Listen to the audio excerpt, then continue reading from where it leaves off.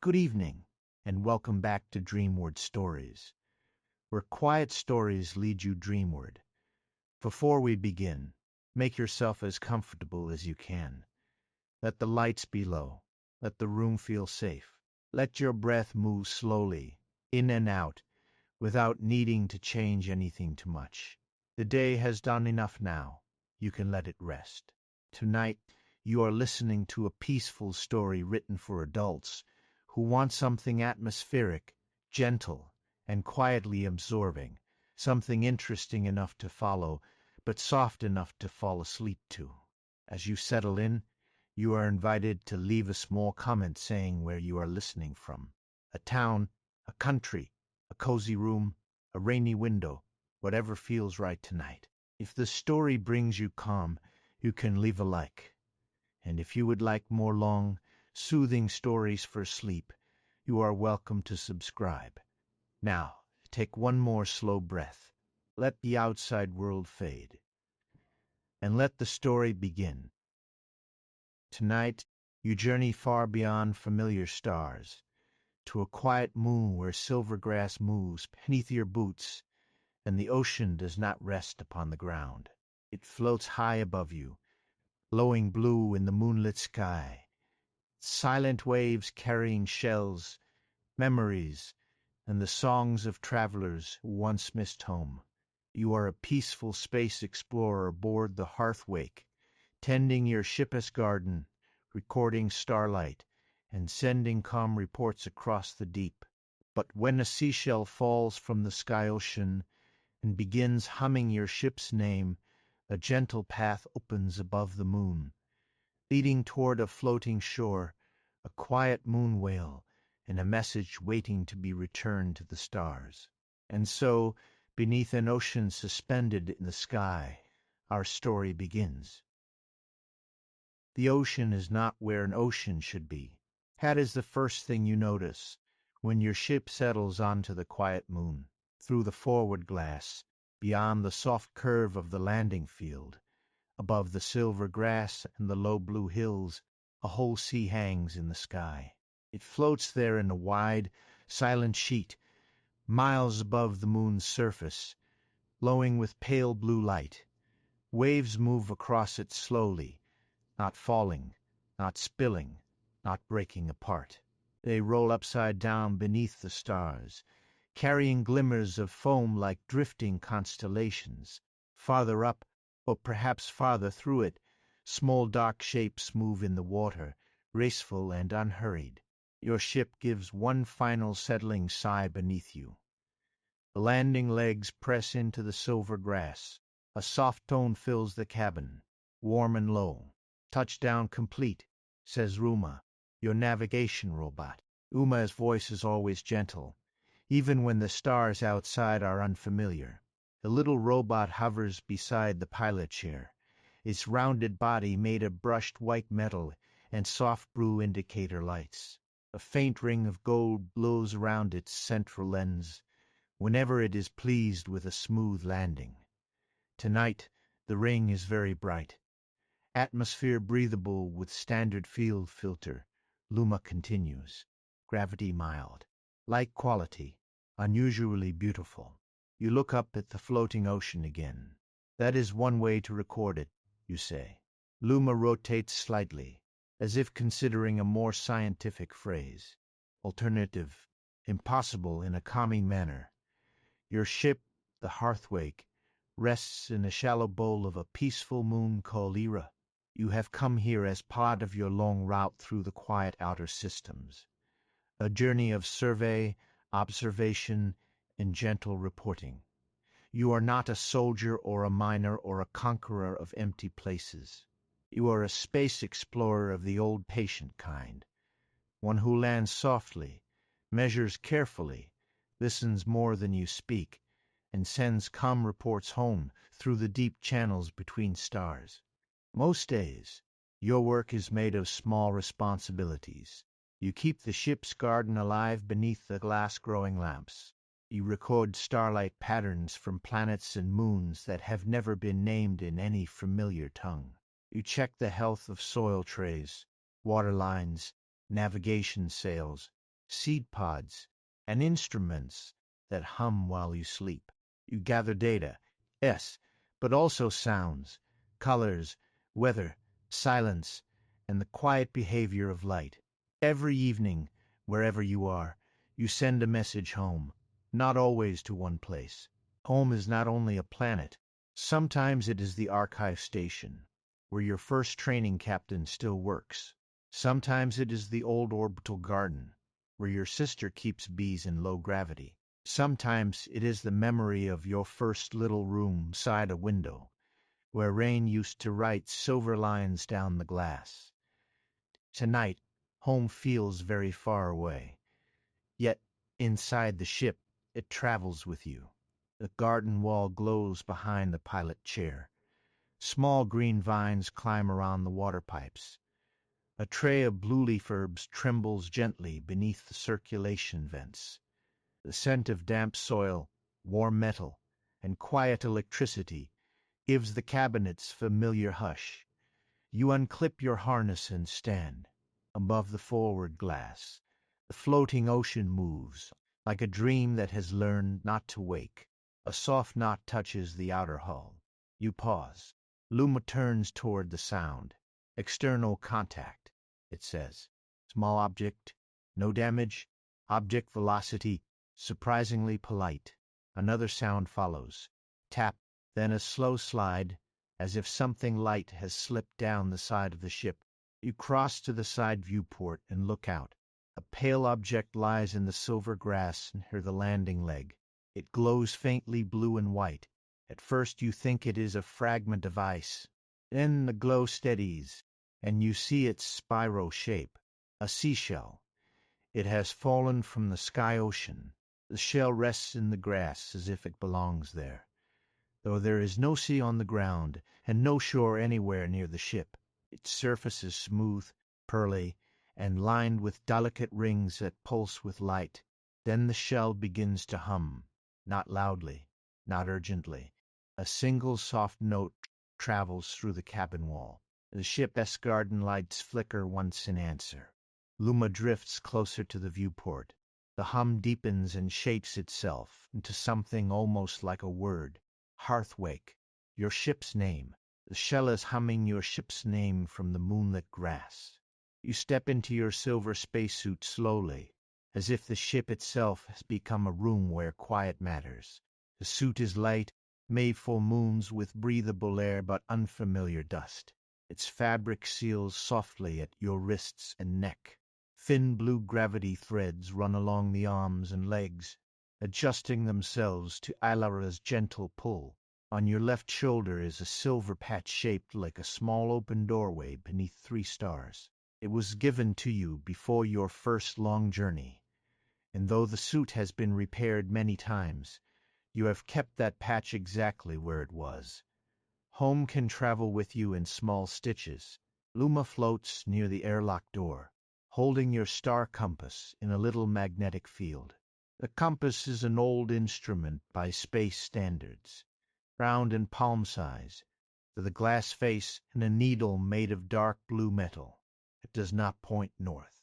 There is no north worth trusting from world to world.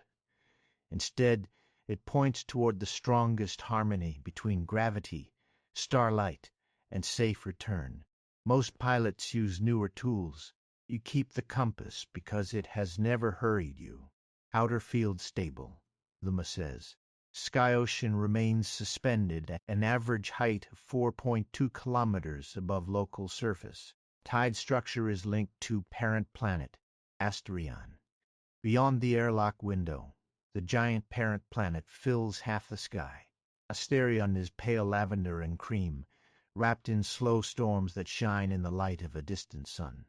Ilyra, this moon, turns beneath it in quiet orbit, and the floating ocean above you seems to lean toward the planet, as if listening to a song only water can hear.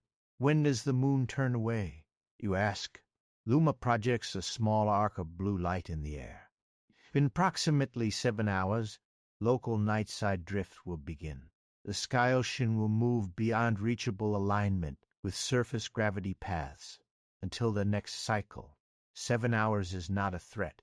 It is only a shape of time. You take the star compass from Luma and place it inside the pouch at your belt. Then you lift the glass water lantern from its bracket beside the garden door. The lantern is a clear sphere held in a ring of silver metal. Inside it floats a single bead of water, taken from the ship's recycled reservoir, purified and kept as a traditional landing token. Explorers before you used lanterns like this to greet new worlds without taking anything first. You carry water to water. You carry light to light. You carry home to places that have not yet met you. The airlock opens with a breath. Ilyra's air enters gently. It smells faintly of rain on stone, though no rain is falling. You step down the ramp into the silver grass. The moon as gravity receives you softly. Each step feels slightly lighter than memory, but not weightless. The grass bends beneath your boots and rises again with slow patience, each blade thin and metallic, catching blue light from the floating sea above. The shell lies near the landing leg. It is larger than your hand, smooth and pale, with a spiral opening that glows like the inside of a pearl. The hum grows warmer as you approach, not louder, just nearer. Hearthwake. The ship's name moves through the shell again, woven into a note that reminds you of engines cooling after a long flight, garden water moving through narrow pipes, and the soft chime your cabin makes when a message from home is received. You kneel and hold the glass water lantern beside it. The water bead inside the lantern lifts slightly, tugged upward toward the sky ocean. The shell answers with a new tone. Luma hovers over your shoulder. The object recognizes the ship, it says, or the ship recognizes it. Both possibilities are comforting. You smile and lift the shell carefully. The moment it touches your gloved palm, the sky ocean brightens. Far above, a path appears in the water. Not a road exactly, more like a river within the ocean, a ribbon of lighter blue flowing downward through the suspended sea. At the same time, a faint line of glowing droplets appears in the air ahead of you, leading away from the ship across the silver grass plain. Each droplet hangs at chest height, trembling like a tiny moon. Luma rotates toward the line. Gravity steps, says, a natural path, or an invitation. A shell hums again. Hearthwake. Then, beneath that, quieter and deeper, it hums another sound. Not a name you know, a call from the sky ocean. You place the shell into the soft pouch at your side. The glass water lantern glows in your other hand. The star compass warms gently against your suit. Behind you, the ship's garden shines through the glass like a little green room, carried across impossible distances. Ahead, the silver grass plain waits beneath an ocean that floats among the stars. You begin to walk. The silver grass plain moves in waves, or there is almost no wind. Each step sends a faint shimmer outward, as if the grass is carrying news of your passing from blade to blade. The ground beneath is pale stone dust, soft but firm, and scattered with small crystal pebbles that shine blue when your boots pass near them. Above you, the floating ocean follows the curve of the moon. Its underside is not flat. It dips and rises in slow swells, forming translucent valleys of water overhead. In places, the water is thin enough for stars to show through it. In others, it deepens into rich blue darkness, where something large and gentle moves far above, trailing lines of pale light. Luma glides beside you, its hover field tuned low so it does not disturb the grass. I have begun preliminary report language, it says, opening sentence. Ilyra's ocean appears to have forgotten the ground without losing its peace. It sounds more like you than like me. I am learning your field style. Your calm reports home have never been only numbers. They include measurements, but they also include the way a place holds silence, the kindness or sharpness of a horizon. the color of dusk on unfamiliar minerals, the sound of weather against the hull. A world deserves to be recorded as more than data. The glowing droplets lead you toward a cluster of low hills where the silver grass grows taller. Beyond them, you see the curve of the glass dome station. It rises from the plain like a bubble caught in moonlight, half transparent, half reflecting the ocean above. Warm amber lights glow inside. A small maintenance drone rolls out from behind a stone as you approach the first hill. It is not much larger than a cooking pot, with 4 little magnetic wheels, 2 folding arms, and a round display face that shows a blinking crescent.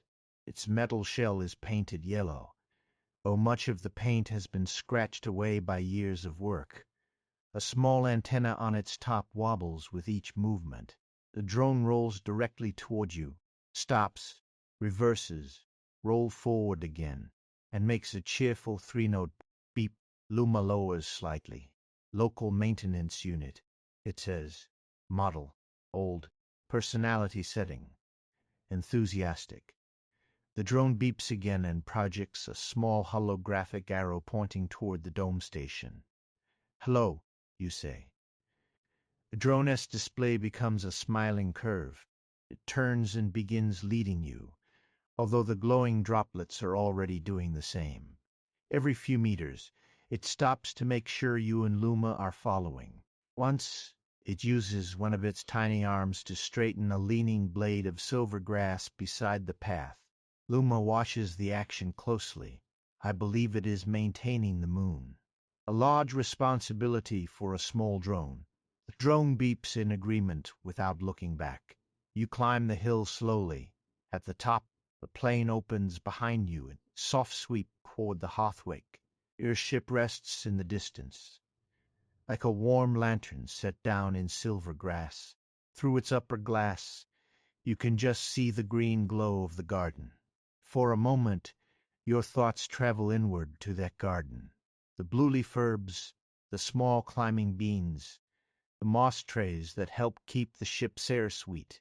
You have carried seeds across star systems. Some were given by friends, some by stations, some by places you only visited once, but still think of when certain lights appear at evening.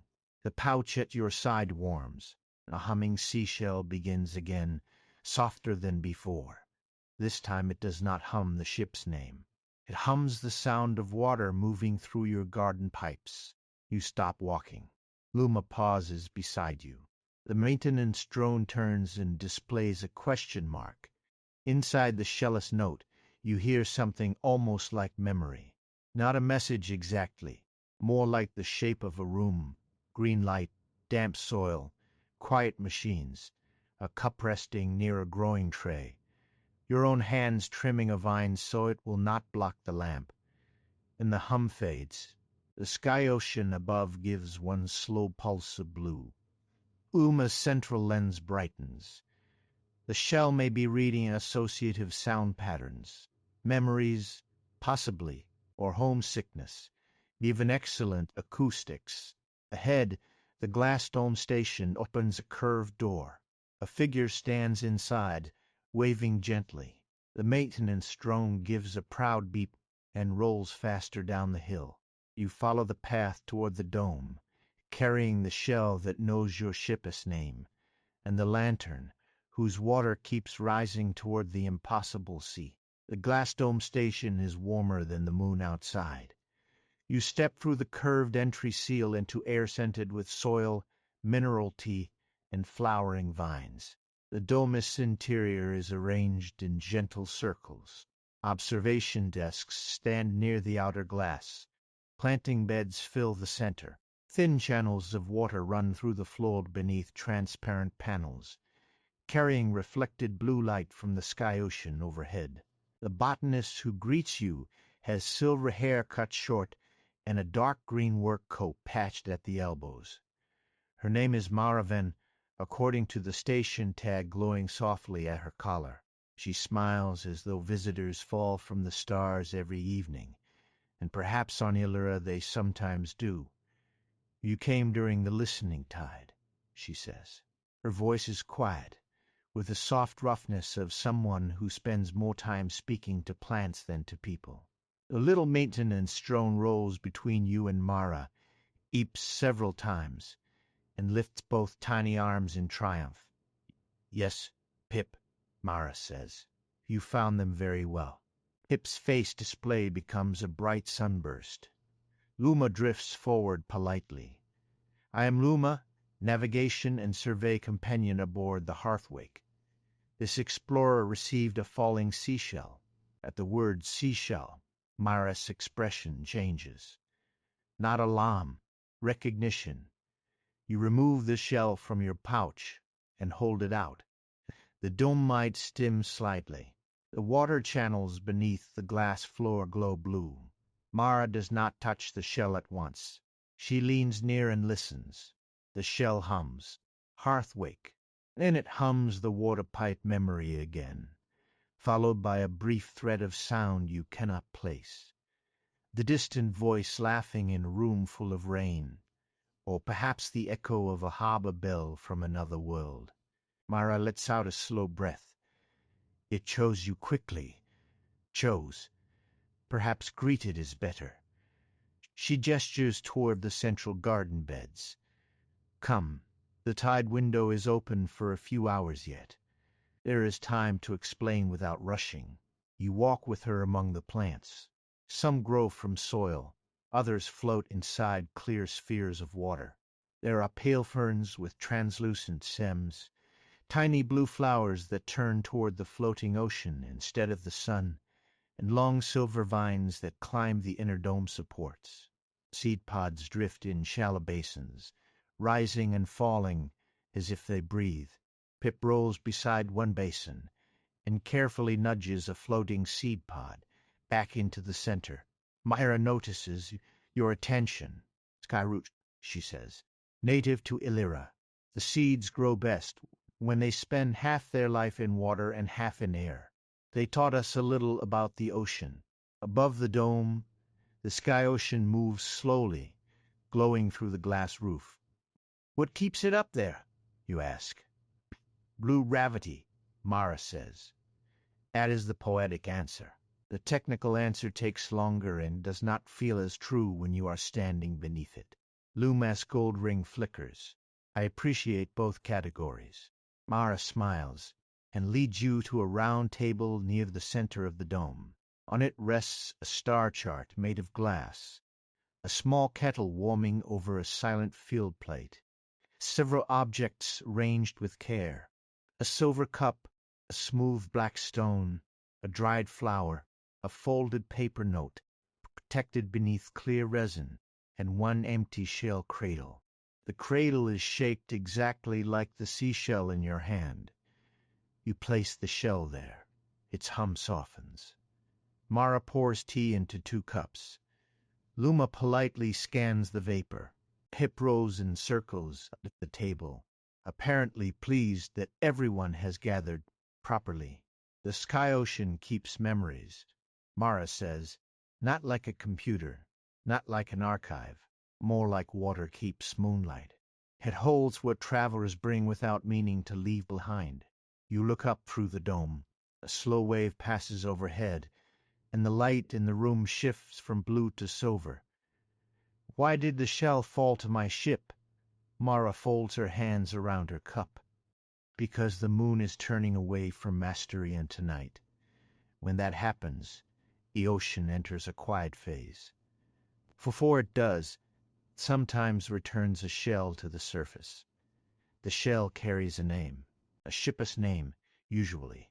Sometimes a personess. The one who receives it takes it back up before alignment closes. And if they do not, Mara's answer comes gently. Then the shell waits. Nothing terrible follows. Ilyra is patient. But the message it carries may not be sent for a long while. The shell hums again. This time the sound is very faint, but it reaches something deep in the glass water lantern at your side. The bead of water inside rises to the top of the sphere and glows. Mara looks at it with interest. You brought a water lantern. It is an old landing custom. A good one, she says. The sky ocean likes old customs, especially those that arrive quietly. Outside the dome, the glowing droplet path lifts higher into the air. No longer leads along the ground. It rises toward the low hills beyond the station, where a moon observatory stands under the floating sea. Mara follows your gaze. The water path is forming, she says. We'll need the observatory first. It opens the way upward.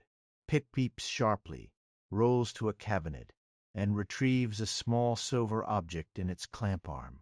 It brings it to you with great ceremony. A soup patch. Not new, older than yours.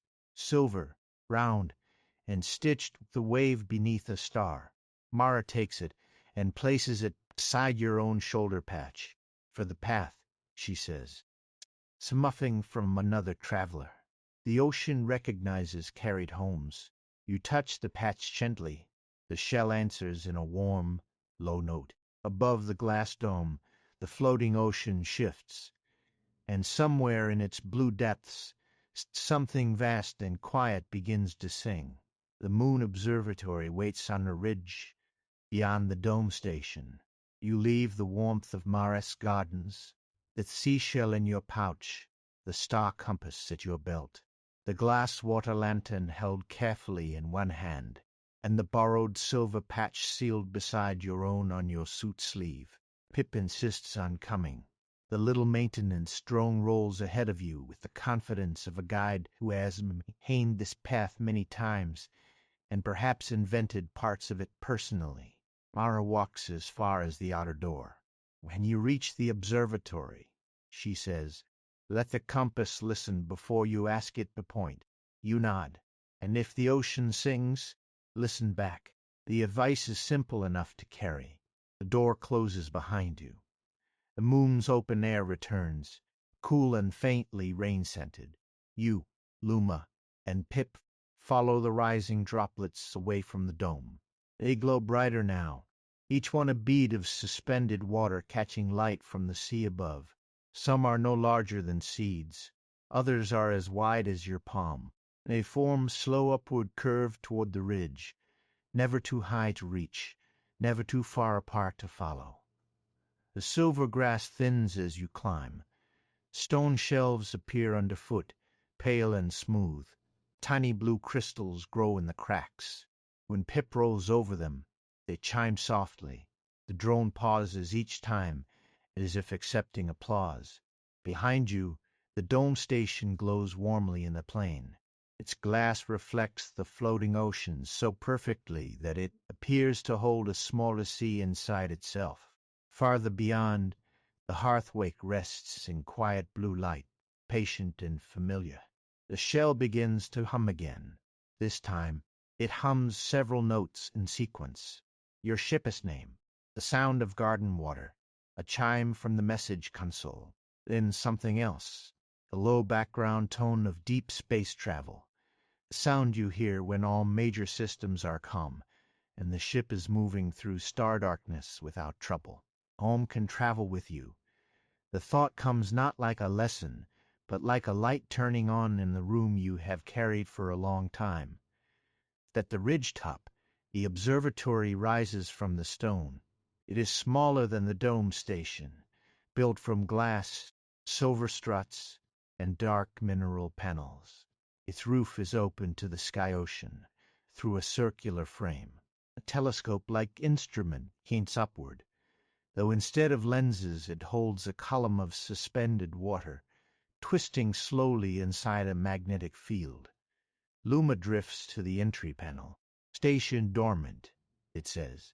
Power present. Waiting local resonance. Pip rolls forward, extends both arms, and taps 3 different panels in a rhythm that sounds more like a tune than a code. The door opens. Inside, the observatory is quiet and blue.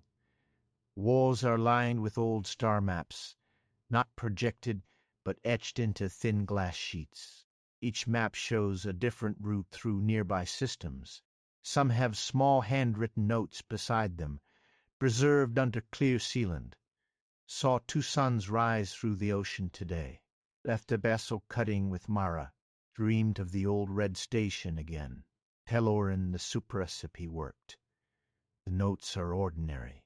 That makes them tender. This place has not only watched stars. It has watched travelers be far from home and still make small homes where they could. You step to the central platform. The water column above the instrument brightens. Mara's words return. Let the compass listen before you ask it to point. You take out the star compass and hold it open. At first, the needle turns without direction. North means nothing here. East means little. Safe return is not always behind you. Harmony is not always ahead. So you wait. The shell hums. The water lantern glows. The borrowed patch on your sleeve warms. The compass needle slows. Above you, the floating ocean sings. It is not like a whale's song at first. It is more like light passing through glass, a sound almost too wide to be heard. Then it deepens. A long note moves through the observatory roof, through the water column, through the floor beneath your boots. The compass needle points upward, not straight up to the ocean, but to a place where the water has formed a pale spiral overhead. Luma projects a soft blue map. Route identified. Floating water path forming from observatory ridge to sky ocean shore. Alignment remains stable for 4 hours and 12 minutes. Pip beeps once and projects a tiny animation of itself climbing heroically up a wave. Uma studies it. That is not recommended. Pip changes the animation so the little drone has a safety tether. Ictor, Uma says. A glass case opens beside the central platform. Inside is a floating seed pod, silver green and softly luminous, about the size of a small fruit. Its outer shell is ribbed like a tiny boat.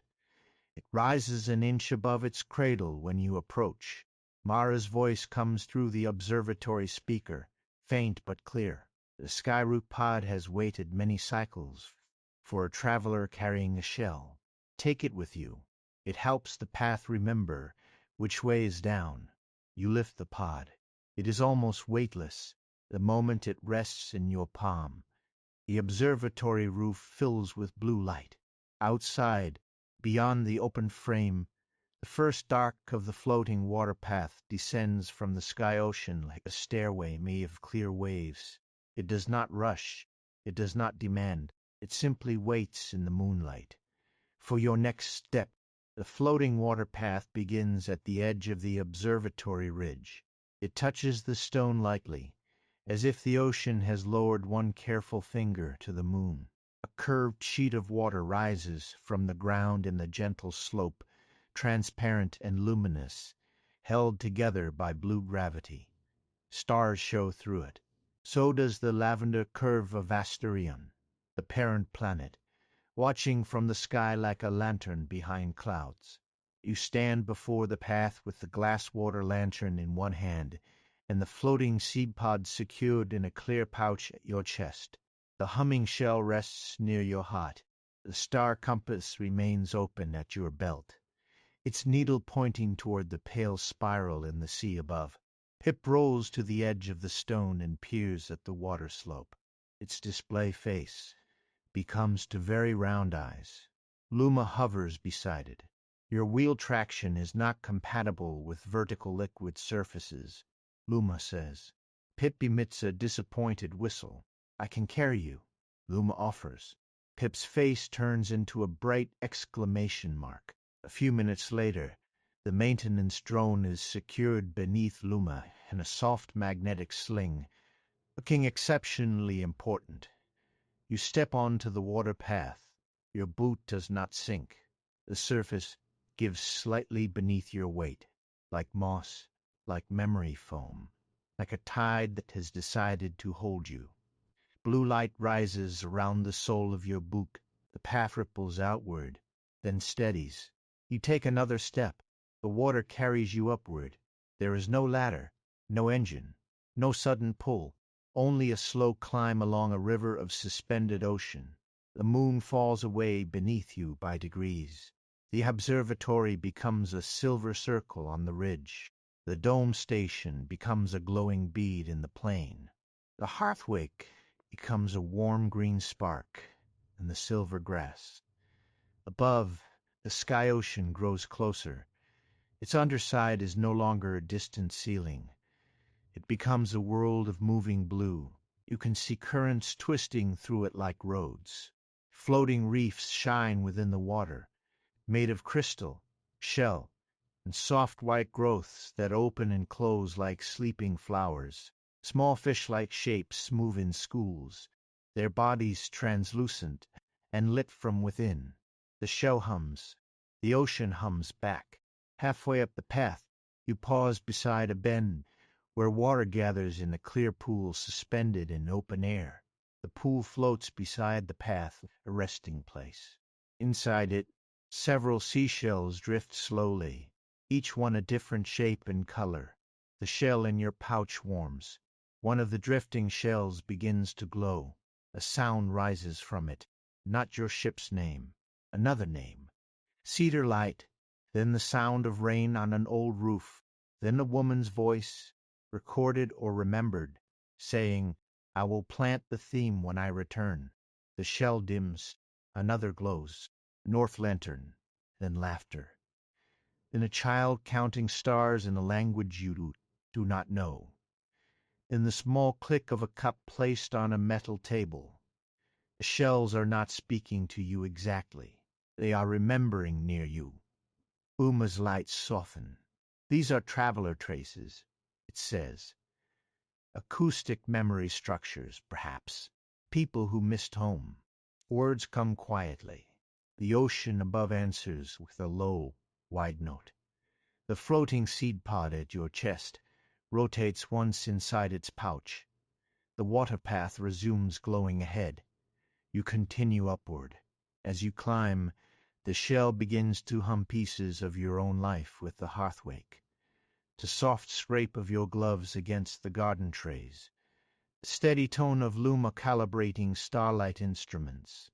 The ship's door closing after your first solo landing. A kettle warming in the tiny galley. The first time you heard a message cross 12 weeks of space and arrive in your cabin at dawn. None of the sounds are grand. That is why they matter. Home is not only where a journey ends. It is the cup that has not broken. The plant you remember to water. The voice that says your name through static. The patch still sewn to your sleeve. The robot who learns the difference between data and beauty. The ship that knows your footsteps in the corridor. The path bends again.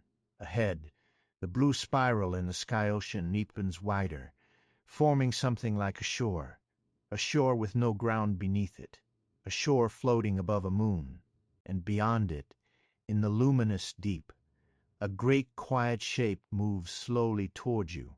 The sky ocean shore is made of water learning to be land. You step from the path onto a wide, curved surface, where the sea gathers itself into a firm, rippling edge. It stretches in both directions, blue and silver, with waves rising like dunes and settling without breaking. There is no sand. Instead, tiny shells, smooth crystals, and glowing droplets drift in a thin layer over the surface, moving gently around your boots. Above you is ocean. Beneath you is ocean.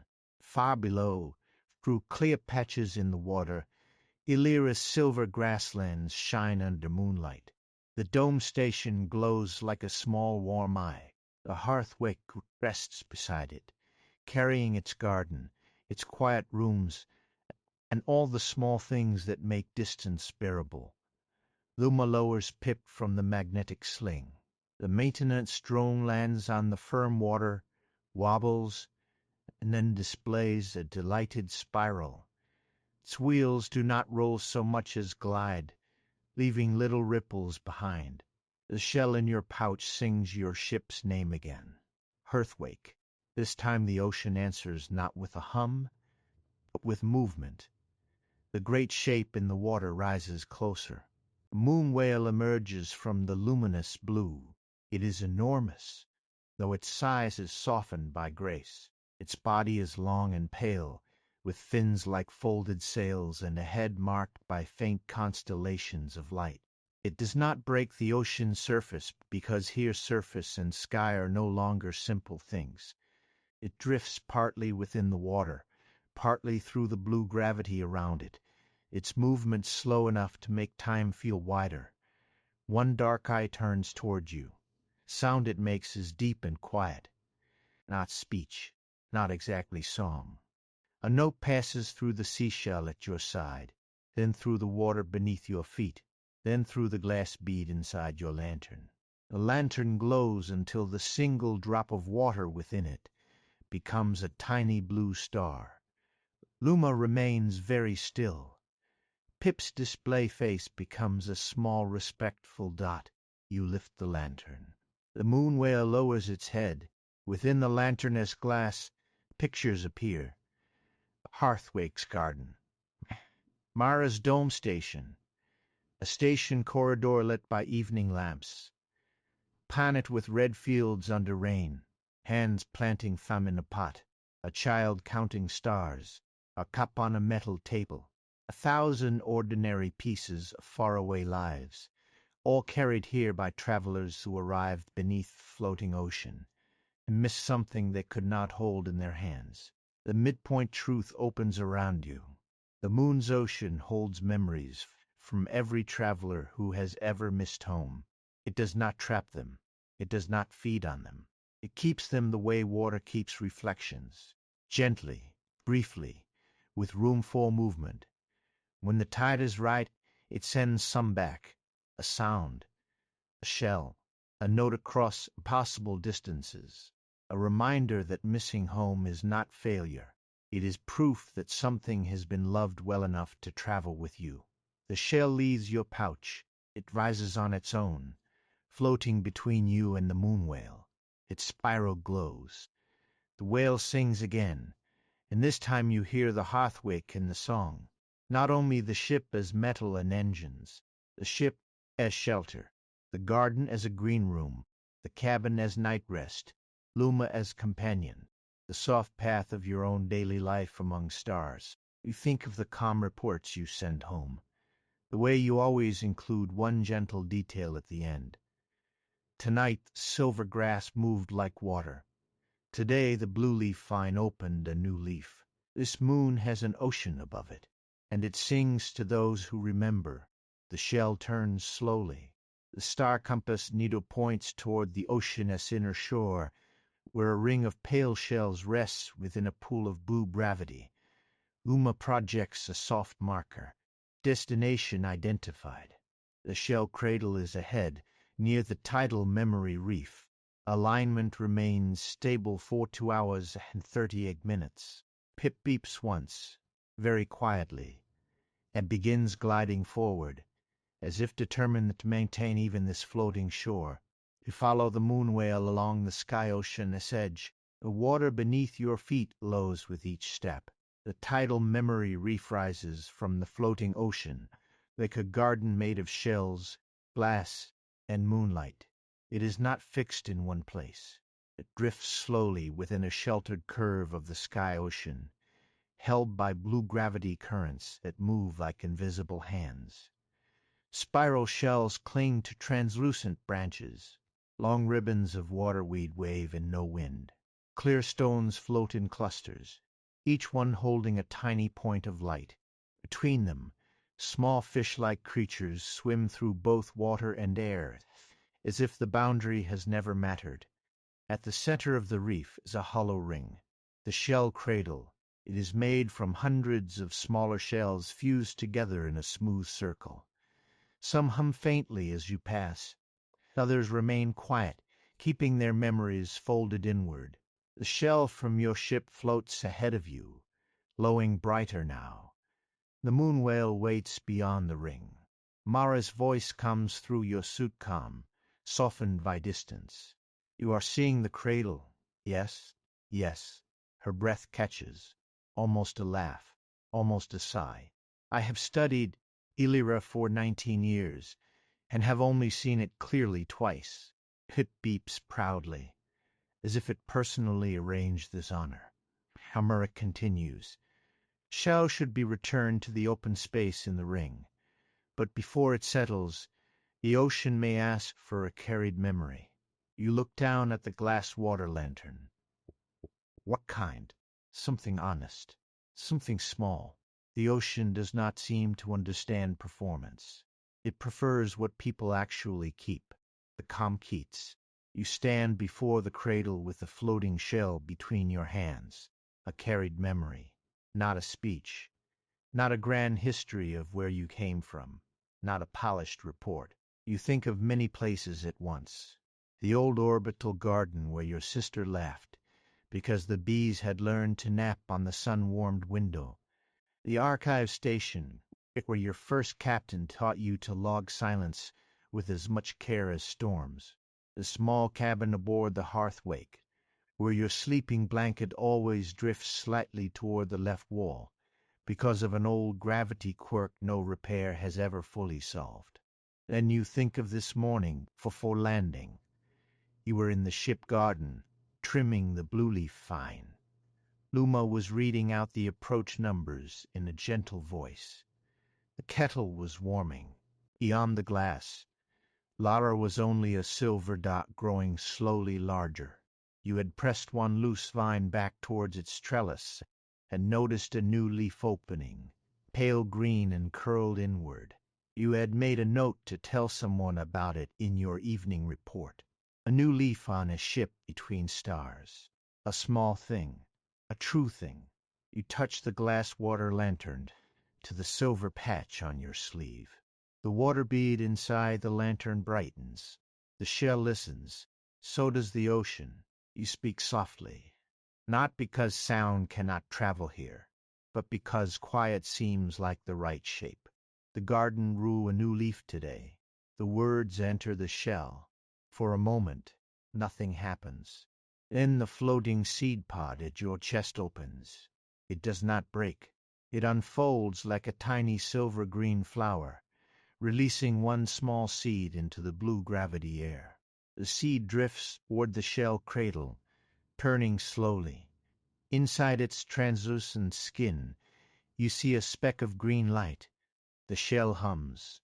Hearthwake, garden water, kettle warmth, Luma's steady voice. A new leaf opening. The shell settles into the cradle. All around the reef, the other shells begin to glow. Not brightly, not all at once. Gently, one after another, like windows lighting in a far city at dusk. Each shell releases a faint thread of sound upward into the sky, ocean, voices, rain, bells, engines, footsteps, birds, doors, laughter, wind through crops, the hush of libraries, the crackle of station heaters, 1,000 small homes remembered by those who cross the stars. The moon whale sings. The sound gathers the shell lights and carries them outward through the floating sea. Above, Asterion begins to slip toward the moon's horizon. The alignment is changing. The sky ocean slowly turns darker at its far edge, preparing to drift into its quiet phase. But there is still time. The shell from your ship sends one soft pulse through the reef. The pulse travels through the ocean, down the water path, across the moon's blue gravity, toward the observatory, the dome, the silver grass, and the Hearthwake waiting below. Then it continues outward, past Ilyra, past Asterion's lavender storms, into the patient dark between stars, a signal made not of urgency, but of home. The return path glows more softly than before. You leave the shell cradle behind, but its song travels with you for a while through the water beneath your feet. The moon whale swims beside the shore as you walk, sometimes near enough that its pale constellations reflect in your helmet glass, sometimes drifting deeper into the blue. It glides ahead with unusual quietness. Luma carries the now empty seed pod shell in a small field, turning it carefully as if it is a delicate instrument. The pod released only one seed, Luma says. Its remaining structure is stable. Mara may wish to study it, or plant it, a pleasingly hopeful research method. The floating water path begins its slow descent from the sky-ocean shore. You step onto it, and the moon opens beneath you again. This time, as you walk downward, the memories in the suspended pools have grown dim. The shells along the way no longer call out names. They rest in the water. Their surface is pale and quiet, as if the act of remembering has tucked them in. Far below, the observatory roof shines. Beyond it, the dome station glows amber. Beyond that, your ship waits in silver grass, with its garden lights still on. Hearthwake looks smaller from here than it feels from inside. Most homes do. From far enough away, they become dots of light. From within them, they become whole worlds. The shell's final pulse continues through your suit in faint echoes. A new leaf, garden water, a ship's name, a message carried by an ocean that floats in the sky. You wonder who will receive it. Perhaps no one in a direct way. Perhaps the signal will become part of some archive, some distant listening station, some soft line in a report. Or perhaps it will arrive in the old orbital garden. Quiet hour, when your sister is watering the thyme and the bees are asleep on the window, and one lamp will flicker blue for no reason anyone can explain. That is enough. Not every message needs to arrive loudly to arrive. When you reach the observatory ridge, Mara is waiting outside the door in a thick green coat, her hair silver under the ocean light. She has brought a small warming flask, and 2 cups clipped to her belt. Pip speeds toward her at once, sliding the last few feet on the water path, and rolling onto stone with a triumphant beep. Mara bends to pat the drone's scratched yellow shell. Well done, Moonkeeper. Pip's display becomes a full bright moon. Luma offers her the open seed pod. Mara takes it with both hands. Oh, she says softly. It released 1 seed, Luma says. Toward the shell cradle. Mara looks up at you. Then the ocean accepted what you carried. The words are simple, but they settle gently. You all stand for a while on the ridge, watching the water path withdraw. It lifts from the stone in slow ribbons, droplet by droplet, returning to the sky ocean. The path does not vanish so much as remember where it belongs. Above, the floating sea darkens to a deeper blue as Ilyra turns away from Asterion. The parent planet S-light thins along the ocean's edge. The moon whale's shape appears once more far above, circling beneath the water. Its song comes down faintly, low note farewell. Mara pours warm tea into the cups. The tea tastes of mineral water, and a pale herb that reminds you of mint, though softer. Ilyra does this to people, she says after a while. What? Shows them that distance and belonging are not opposites. Stores the sentence, visibly pleased. Mara smiles at the robot. You may quote me in the report. I already intended to. Pip beeps in approval. You look toward the ship. The silver grass around it moves in long, soft waves. The Hearthwake's upper glass reflects the ocean, making it appear for a moment as though your ship carries a small blue sea of its own. Perhaps it does. You return to the glass dome station before going back to the ship. The dome feels even warmer now, after the open ridge and the floating sea. Its garden beds glow under soft lamps. Water channels move beneath the transparent floor in quiet lines. The plants, turned toward the sky ocean for most of the night, begin slowly shifting their leaves toward the inner lights as the ocean enters its darker phase. Mara places the open seed pod in a shallow basin of clear water. Pip rolls to a shelf, retrieves a tiny label marker, and waits. Not yet, Mara says. Some things should be named after they decide what they are becoming. Pip lowers the marker with great seriousness. You sit at the round table while Luma uploads observatory readings into the dome archive. A glass water lantern rests before you. The bead of water inside it has changed. It is no longer just clear. A faint blue glow moves within it, rising and settling like a very small tide. Mara notices. The lantern kept some of the ocean's light. Is that all right? The ocean gives back what can be carried gently. She pours more tea. It seems you carried gently. Outside the dome, the silver grass plain grows darker. The sky ocean still floats above, but its glow has softened to a deep twilight blue. Without the full pull of Asturian, its waves move more slowly.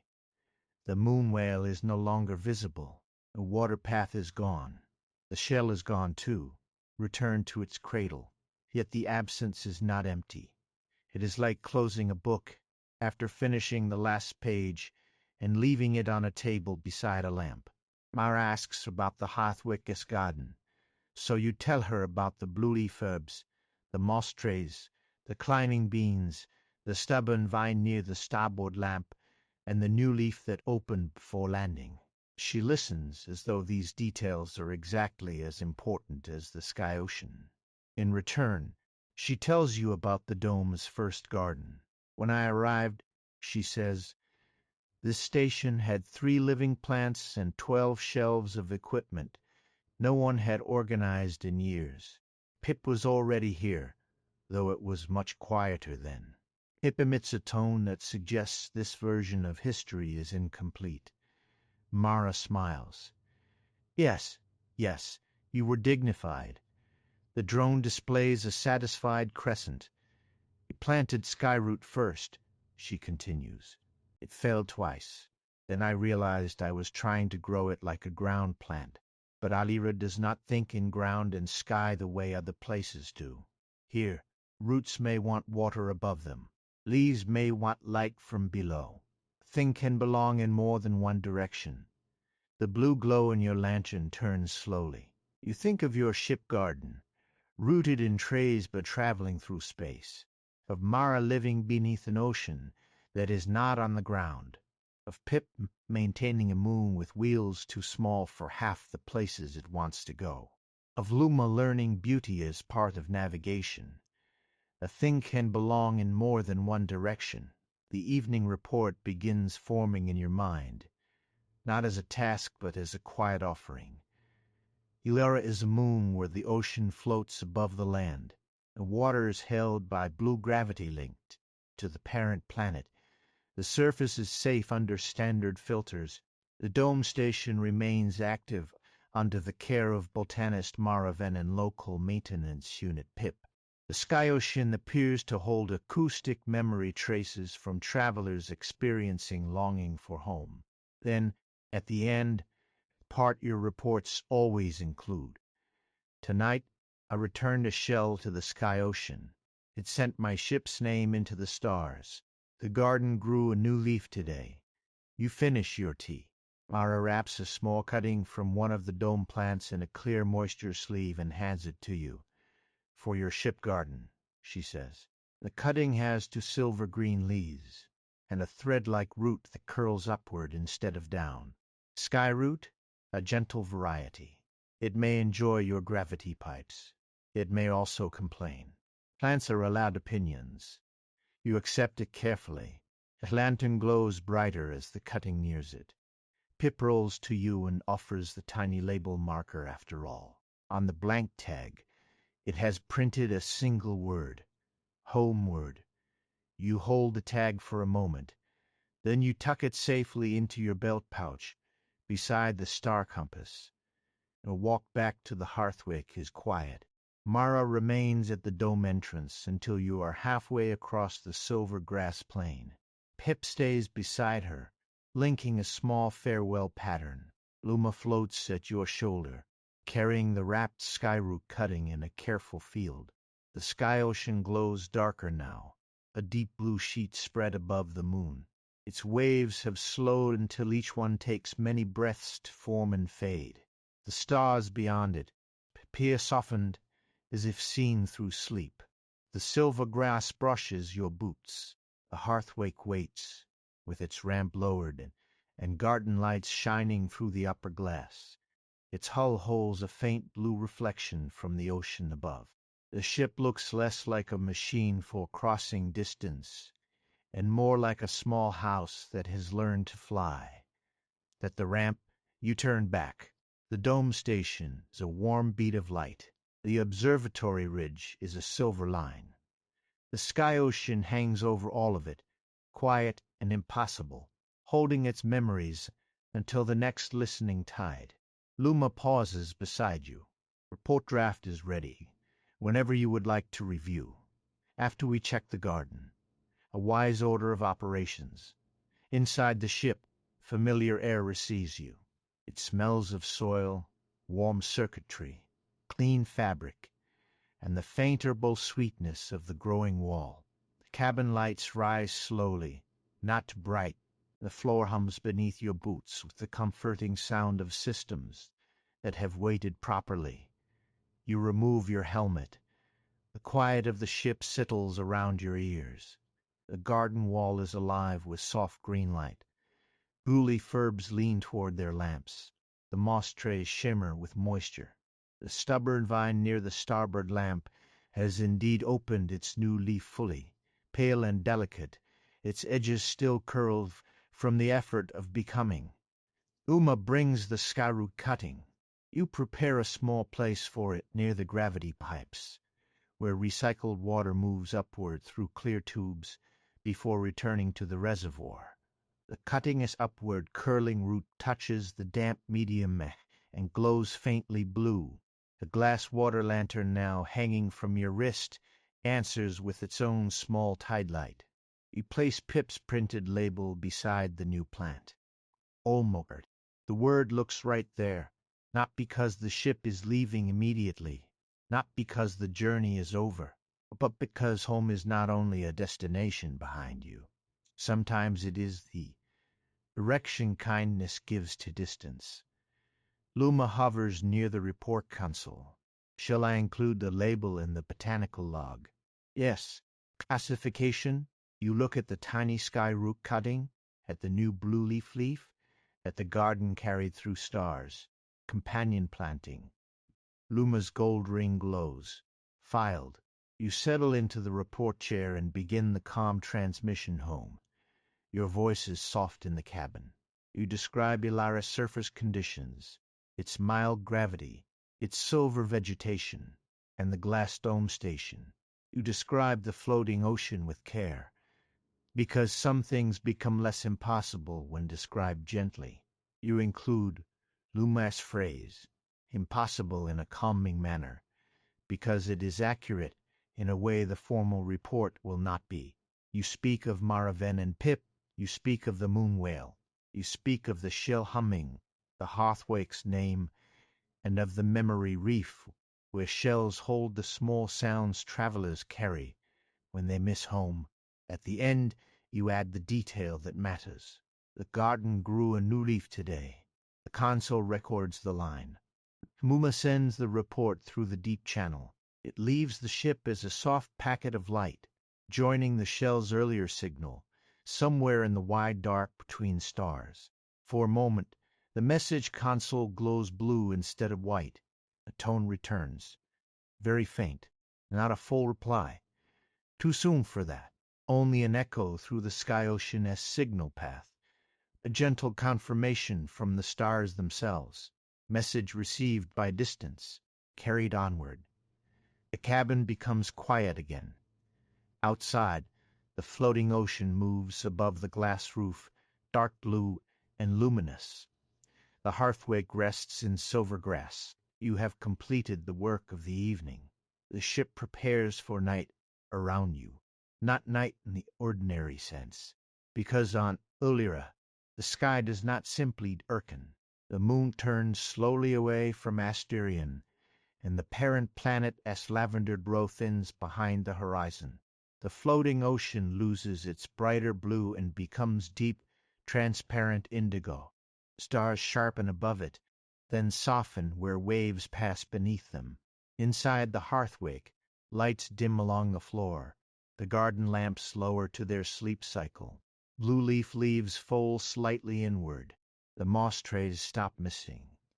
The new skyroot cutting remains awake a little longer, its two silver-green leaves angled toward the glass roof where the ocean glows.